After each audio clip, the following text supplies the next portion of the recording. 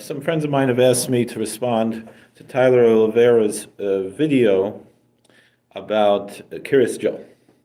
I'm just going to do a live stream. I didn't really think that much about it. I just want to have maybe a stream of conscience talking about this video. The first thing about this video that I wanted to do before I made any response was to look at some of his and see if there's anything comparative. I didn't watch too many of his videos. One that I watched, and that was the only one that I watched in entirety. I might have watched his videos in the past, not sure. I don't recall. Didn't make that much of an impression. I saw briefly a video about Scientology. I saw another video about faith healers, where he actually had Mike Winger, who is a prominent YouTube pastor, a Christian apologist, and he interviewed him against this faith healer that he was kind of criticizing. Also, he interviewed the faith healer directly, face to face. There was a video about Scientology, and then there was another video where he visited a different Hasidic community. He went to Crown Heights. The video was rather strange because he first goes to Columbia University, looks at some of the protests. This was about a year ago. Some of the protests that were going on, and had somewhat similar issues like he had when he was in Kiryas Joel, that there were people who didn't want to talk to him, And not only that, but they said that there's a kind of a code of conduct that it's agreed upon if you walk into this community where the protests are going on in Colombia, you're agreeing not to do this or that, which included interviewing people on YouTube and so forth. And then with that video, he also spent some time in Crown Heights and it seemed that he had already arranged an interview with a rabbi from Crown Heights who was willing to show him around and explain to him a few things, and he spent a few minutes there. And then he goes to Dearborn, Michigan. It seems like he has a lot of money. His father, people found out that he doxed him, whatever, that he's a financial advisor or something. And he himself, he admits he's a college dropout. And he made this video. He makes these videos where he travels around. I saw another video where he was in Baltimore and looked at the drug problem in Baltimore. He went to Flint, Michigan, and looked at the poverty in Flint, Michigan. So, and then other videos I noticed, which I didn't watch. None of those videos I watched in entirety except for this video with Kiryas Joel. The major difference I noticed with the Kiryas Joel video was that he really didn't seem to have much of a plan. The other videos, it seemed like he had a plan, he knew what he wanted to do. Kiryas Joel, he just went up to random people. First of all, he just barged into synagogues, which are open to the public, but on the other hand, and there's nothing to hide there. It's not like, but it's disrespectful. Would he walk into, a Catholic mass? A lot of churches have daily mass, right? If you're in a bigger area, the Catholic Church, they have daily mass. Would he go up, people are walking in the halls from the daily mass asking, how many children do you have? What do you do for a living?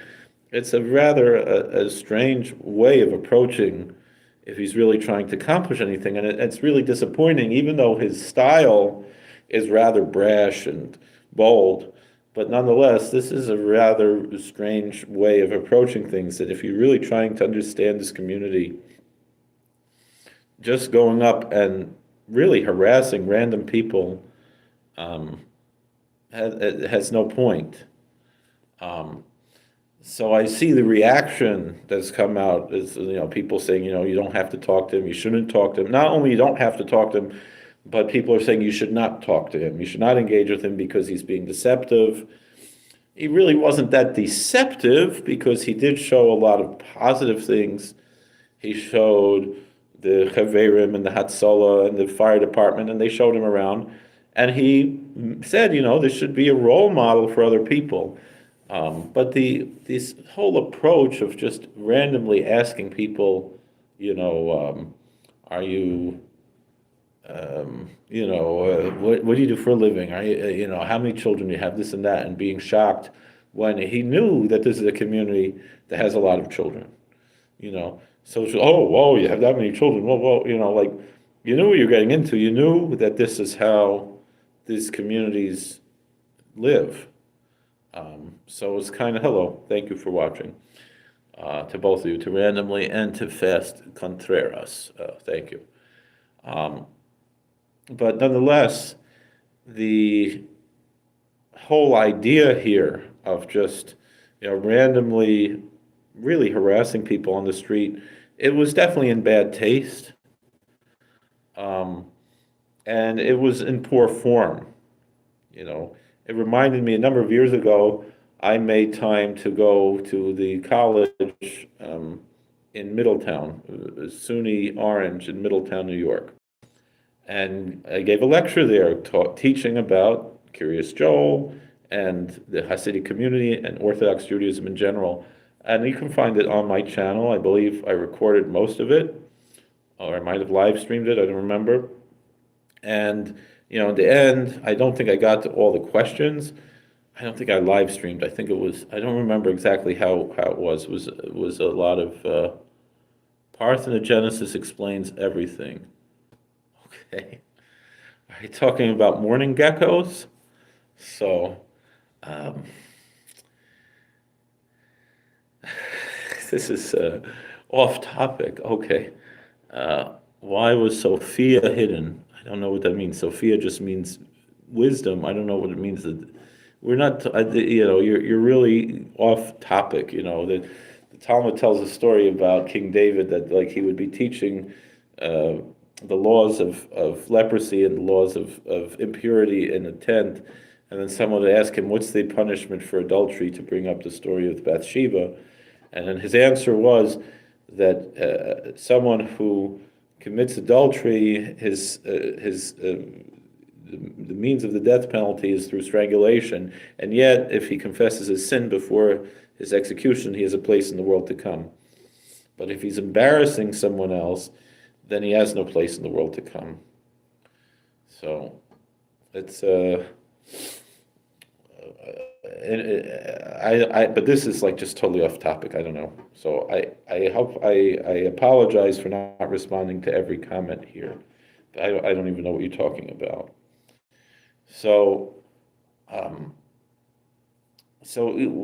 end of the video is actually quite positive, but this going back again of asking how many people are on welfare, these are things you can find out. They're public records.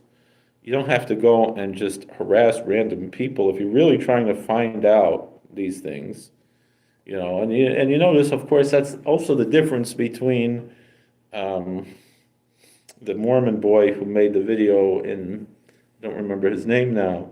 He made the video in Minnesota. He had the facts in front of him. He's just going randomly, harassing random people, and nobody needs to answer you, and there's no fraud going on. Certainly nothing compared. You would say no fraud. Nobody's perfect. People fudge, but I don't think there's intentional fraud, and certainly nothing like what we saw in Minnesota. Hi, thank you for watching. So it's just the whole thing was very in poor taste. But also, if he really was curious, the way to do it is to, have someone show you around, talk, But also, there's a lot of, again, you're asking questions that have nothing to do. If you want me to make a video, it's if you heard my previous comment, you want to know why Jewish people don't believe in Jesus, you could read Deuteronomy 13.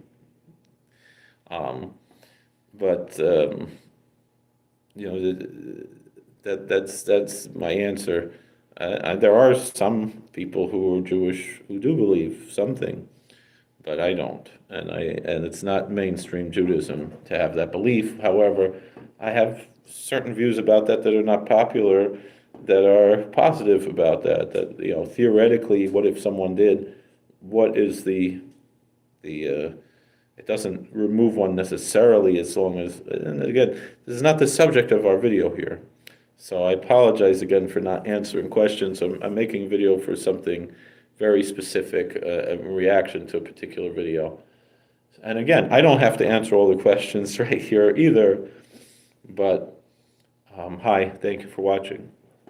But this is really my main response to this video, is it could have been done better. Now, the funny thing is, I believe I was there in Kiryas Joel.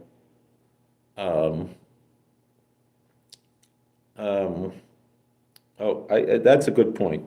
So I believe I was in Kiryas Joel when this was going on. I think I might have actually seen in the end where the police come, because I was picking up my kids from school. I think my wife was with me too.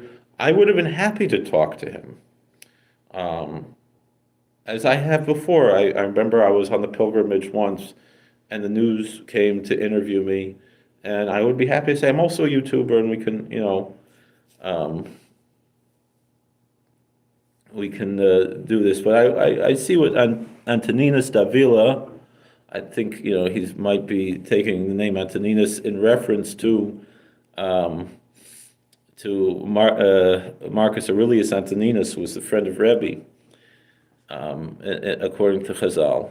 So Antoninus writes something that's on point here. This guy is doing a lot of damage. Many Hasidim are small business owners who set up their lives to spend most of their time learning in shul, also a lot work all day. It's nonsense. So I don't know how much damage per se this guy is doing. And I don't think he's necessarily malicious. I don't like, a lot of people are saying he's a Nazi, he's an anti-Semite. And I don't believe in branding people as anti-Semites, because sometimes that becomes a self-fulfilling prophecy. I say the same thing about Mamdani, and I absolutely hate Mamdani's politics, but I think that they're destructive and damaging and horrible, but nonetheless, that doesn't make him an anti-Semite. And just because he has different views about Israel and this and that doesn't necessarily make him an anti-Semite. But after a while, if you start calling people anti-Semites, and I'm not saying that that's what you're doing, Antoninus. You're just saying he's doing a lot of damage. I don't know how much damage he's actually doing. It's a YouTube video. A lot of the people probably had these same beliefs,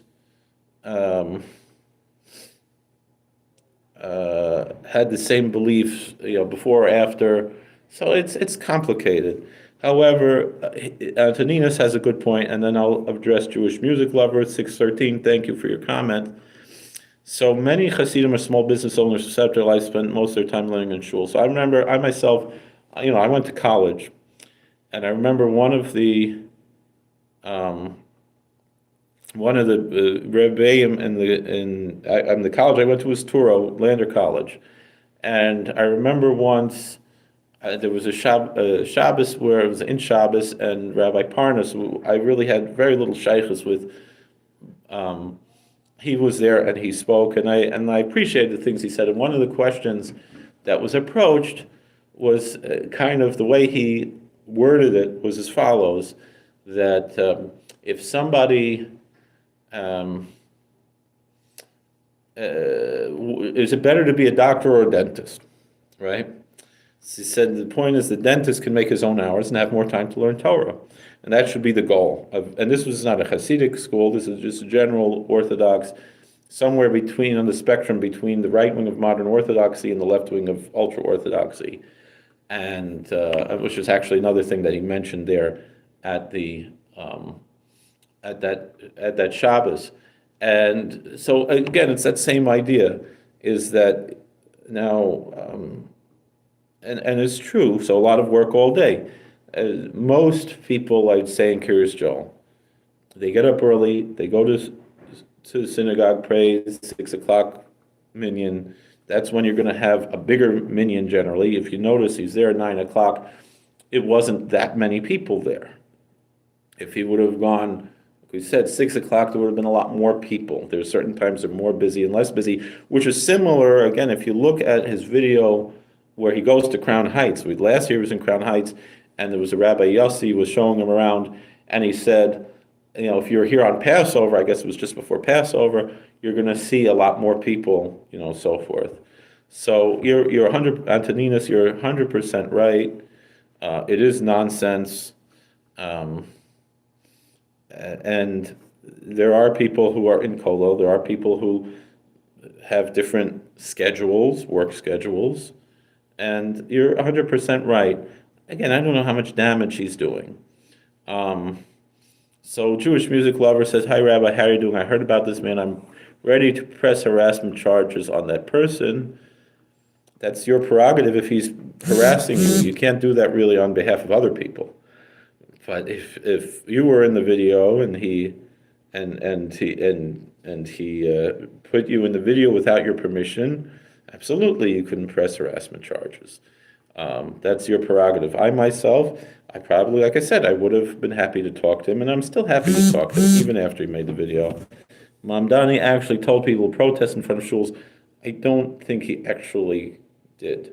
I think he might have justified people who did, but didn't necessarily say. And I know he's talking about the new laws that they're talking about with making certain zones in front of houses of worship and seeing whether or not that's constitutional or not.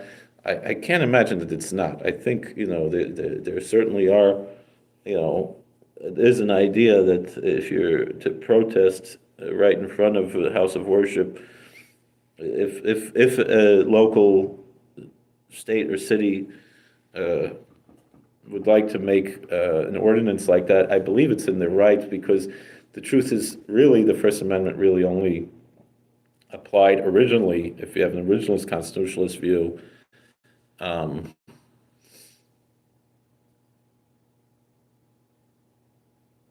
was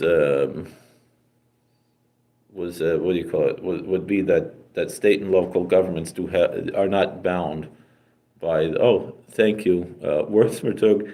I appreciate always thank God, God bless you. I always appreciate your super chats. I don't like to call people names. That's just not my way. So Antoninus Davila, is Antoninus a Hebrew name? This is off subject, but I'll answer it. Could you get called up to Torah Aliyah by that name? My usually Hebrew name is Yehuda, but my mom and family named me Anthony when I was born. Interesting that your name is Yehuda, because Rav Yehuda Hanasi, who was friends with Antoninus in the Talmud was not Jewish. It was Marcus Aurelius, who was the emperor of Rome, who wrote according to most interpretations, when the Talmud speaks of Antoninus, it's talking about Marcus Aurelius, who was, again, he was not Jewish. He was the Roman emperor, and he wrote the Meditations of Marcus Aurelius. He was a Stoic philosopher, but he was friends with Rabbi Yehuda, the prince, and so Yehuda and Antoninus being best friends, it's a cute thing that you have, but generally I don't think anybody is called to the Torah by the name Antoninus. But if someone would give such a name, I'm not going to paskin that shaila. I know some of my rebbeim said that you specifically only have to have Hebrew names. It's not a Hebrew name; it's a Greek or Roman name, Latin name. But you could be called, if you could be called by a Yiddish name or an Arabic name or something, as many people have been, technically. But if you're called Yehuda, you should keep Yehuda as a holy name. You should keep Yehuda.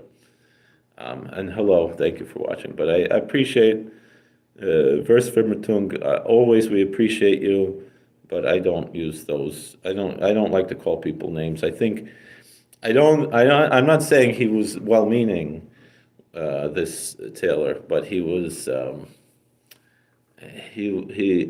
it was in poor taste, but also compared to his other videos. I made comments when he went to the faith healer. Did you go ask all those people, are you on welfare? How many kids do you have? What do you do for a living? Do you work? If you're asking the same question to everyone, and he didn't do that in Crown Heights either. He's only doing this in Kiryas Joel. And I understand that he plans to go to Lakewood and do something similar. And there in Lakewood, more people speak English. There might be more people who are willing to engage with him. But on the other hand, people are saying, don't do that. And that's also a problem. So I would make a reference to, there was a reaction video that Frida Wiesel made. And Frida, who grew up in Kiryas Joel, left the Hasidic community. Seems that she was talking about making Shabbos and stuff, so it seems that she still has her own way of observance. I don't know if she'd be called modern Orthodox or something else.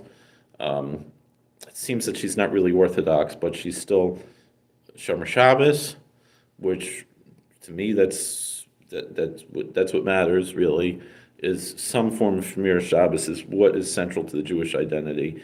Even technically, if someone drives to Shul on Shabbos but davens the Shabbos liturgy, although they're doing a sin by driving on Shabbos, they don't leave the Klal Yisrael on that account. And I base that on Rav Ovadia Yosef's psak. But nonetheless, I don't know what her, and it's none of my business. And I think this is also, the old days, the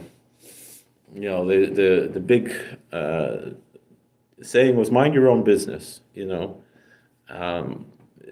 This guy is going in to bother people. He has every right to do that, I would say. He doesn't have a right necessarily, if people don't want to be interviewed, to post them on the internet. That could be problematic in law. I think in each state there's different laws about that. And you saw the one fellow probably would have let him come into his shop if he wasn't already recording, and he said, "I'm going to sue you," and I apologize for all the knows and ends and ums and everything. I shouldn't be talking like that. So just trying to gather my thoughts on this. So it's late. I want to take a few minutes to discuss this particular issue. We can maybe address it again later, maybe when I'm driving home if there's good reception. Could take a few minutes for another live stream. But thank you for watching. God bless. Please like, share, and subscribe. Comment. We love you all. And the truth is, this Taylor fellow, if he wants to interview me, I'm happy to talk to him, just like I'm happy to talk to anybody else. I'm not scared by, I know a lot of Askonim say, oh, you shouldn't talk to people like this. No, I believe very strongly, although I would probably say I would like to see that, whatever he posts before he posts it, and it shouldn't be unfairly edited, as some people are claiming. Antoninas, thank you. I would say this is my main platform. I'm also present on Twitter and a little bit on Facebook, not as much. But as far as most of what I do, you can please, I would kindly ask you, if you appreciate what we're doing here, to subscribe to my channel and look at some of my previous videos. I have probably close to 6,000 videos at this point. I've been posting on YouTube, even really before it was YouTube, when it was still Google Video. So I have some old videos that I re-uploaded when Google Video went down that predate YouTube, and I would like to see more. So Nab Hank, and again, this is off subject. It's nothing to do with the purpose of this video. He says the Masoretic text is 1,000 years old and 2,000 years after Moses.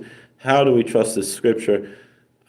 That's not true. When we say the Masoretic text is 1,000 years old, what we mean is the form of the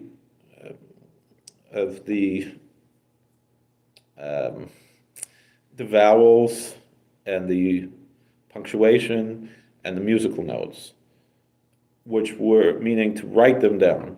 These were passed as an oral tradition since Moses.